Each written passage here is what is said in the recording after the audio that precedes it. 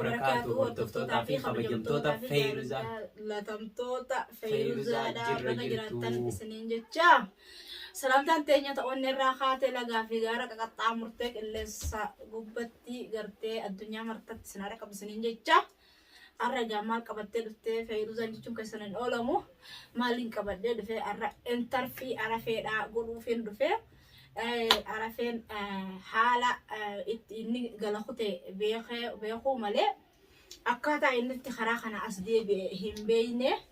Kanaaf gaa isinillee dhaguu qabdan jechuudhaafin as bahee mee maaltu isa mudatee mudannoon bahaararra waatu nama mudataa karaa kana waatu nama mudataa waa hedduu nama mudataa mee maaltu isa mudatee innaa kanaaf gaa isinillee nu faana turaadhaa hanqaadhuma walumaanuu hanqaadhumaatti waliin haa daawwannu jenna dhaggeeffadhaa gaa yaada inni kannoo mudannoo isa mudattee karaa kanatti waan hedduun amma dheebuudhaan amma beelaan amma rakkoo garaa bahaaraatiin amma rakkoo karaa makiinaa qoranii hogguu deeman maal namni taarifa karaa kana dhuftanii beektan waan ta'eef arragaa isa qorachuufi kanaaf gaa inshaallah nu faana turaa isinin jenna hayyee hanga dhummaa akeenyaatitti siddeeradheetiin jira natti fakkaatti hayyee gaa karaa isaa dabarseetiin jira amma gaafii isa gaggaafannaa nu dhaggeeffadhaa nu faana tura mee akkasiin jechuu barbaade beena kaamera hayyadde siyaasessiisuuf hordoftoota fuulduratti ganaam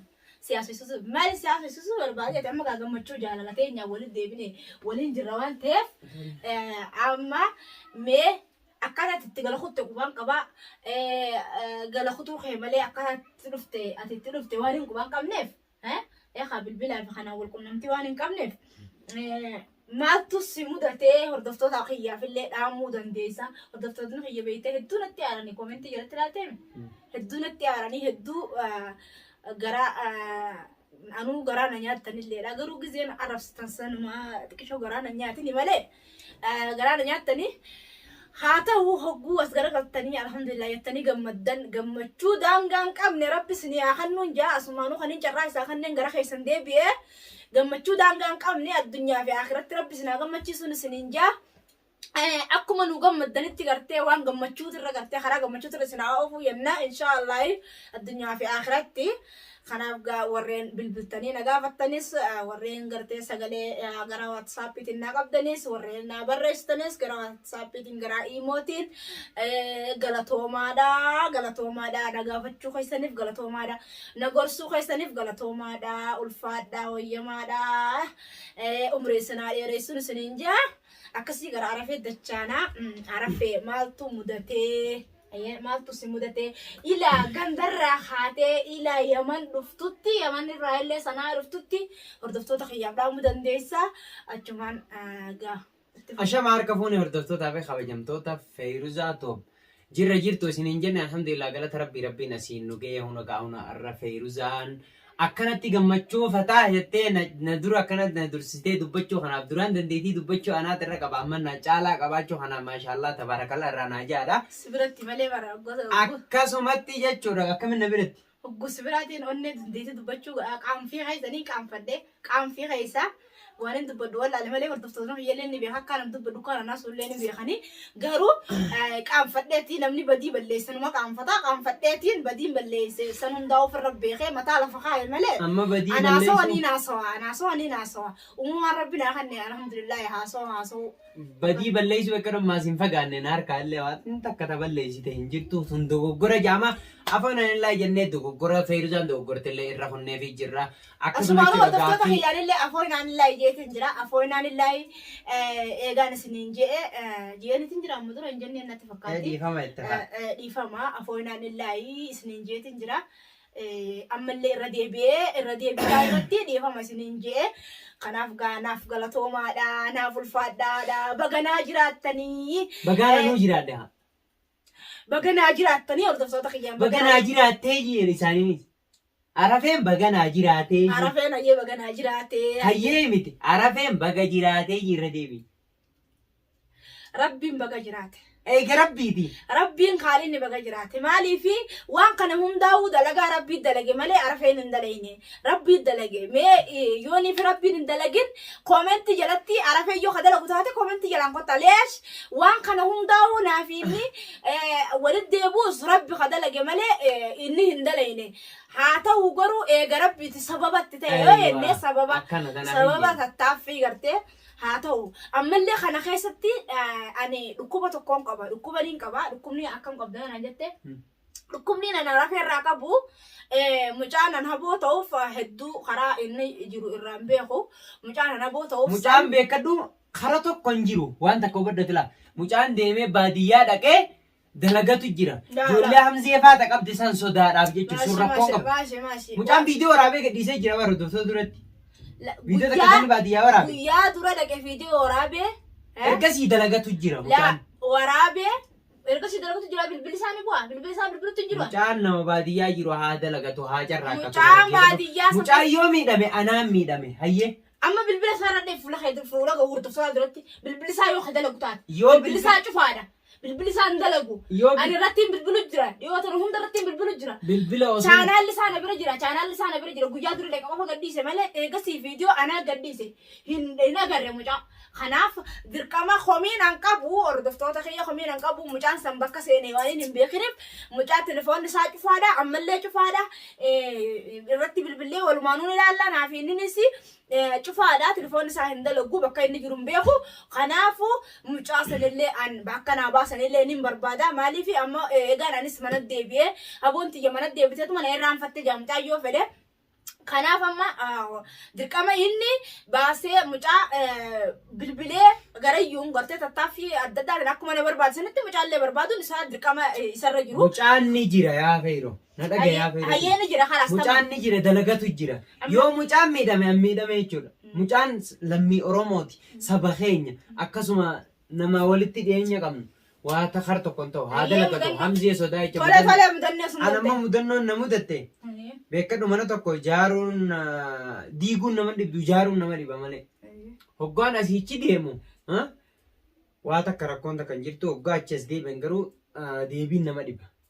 Maaliif yoo ta'e gizii asiichi deemtu tokko namni daa'imaan deemu waa takka harkaan deemu. Maaliif yoo ta'e namni hundi irraa mata godhaa fi akkasuma immoo hatta makiinaallee dhaabbattee eeggachuun hin jiru daa'ima kanaa achi namuu yaabbadhu dafii khalaas si ofnaasi waan si hin jiruuf jechuudha.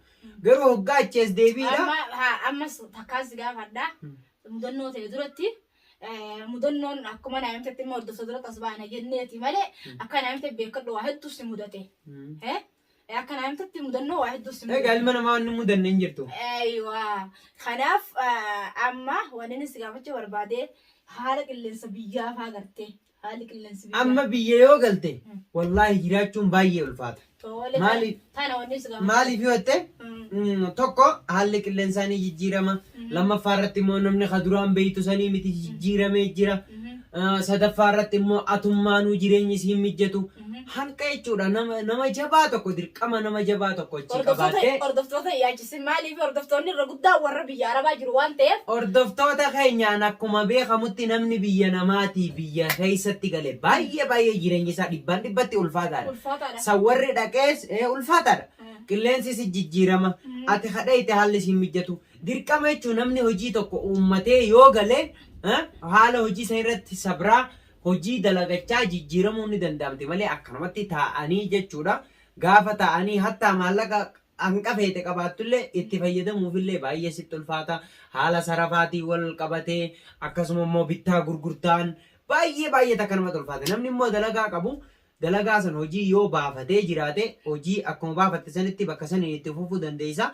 Akkasuma immoo keessattuu jireenyi baadiyyaa baay'ee takka ulfaata. Akka duraan turre sanii miti.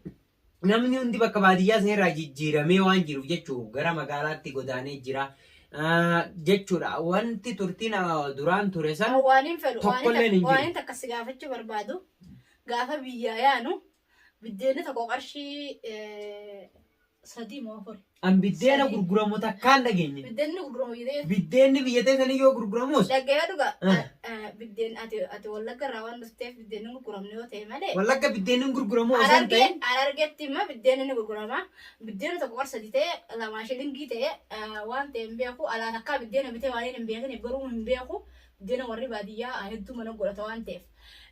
Biddeenni tokko meequmaan si gaafachuu barbaadetti biddeenni amma soggunju biddeenni kophaan baana malee biddeenni Nyaata. Tuqataa wajjin qaaliidhaa beekadhu An ka kophaa kana bitee hin beeku. Nyaata immoo nyaanni xiqqaan fedhe jechuun nyaata xiqqaa fedhe qarshii 70 80 gadi ni nyaatu. Nyaata xiqqaa jechuun nyaata guddaa nyaachuu barbaade gara 300 400 200 dhibba guddoomo dhibba gudditiimo Maallaqni sharafni baay'ee jijjiirameen siin jee walumaa galatti. Haalli jireenya biyya keessaa itti jiraatan baay'ee ulfaataadha. Namni biyya tanaa galuu barbaadanillee qophii jabduudhaan haalaan qophooytanii baay'ee takka qophooytanii galuu qabdan biyyatti. Dalagaa baafatanii. Sukkarri kiiloon meeqa? An sukkara yoomiin bitee yoomii waa takka bitee beeka. Gizeen waa takka gaggaafadhu. Ayyee. Gizee waan takka gaggaafadhu amma gaafanni akka sukkaraa ta'eettuun kiiloon qarshii 60 ta'uun ooltu. Haalaan wanni jireenyi qaalee jira. 60. Eega. 60 gudditiimo? Eega. Allahu akbar. Amma An qarshii 5 sukkara kiiloon qaama qarshii 15 moo maaliitiin deemee barbiyya? Qarshii 20. Wanni akkasii sun hin jirtu gammaan tana takkallee hin jirtu wanni akkasii sun jireenyi qaalee jira. Jireenyi baay'ee ulfaatee. Kunoo gaa hordoftoonni ni dhageessanii jireenyi biyyaa ulfaataadha. Asumaan gaa viidiyoo yoonii fi mudannoo isaa as keessatti himuu baannellee mudannoo viidiyoo arafee jalatti mudannoo isaa haasofsiifna.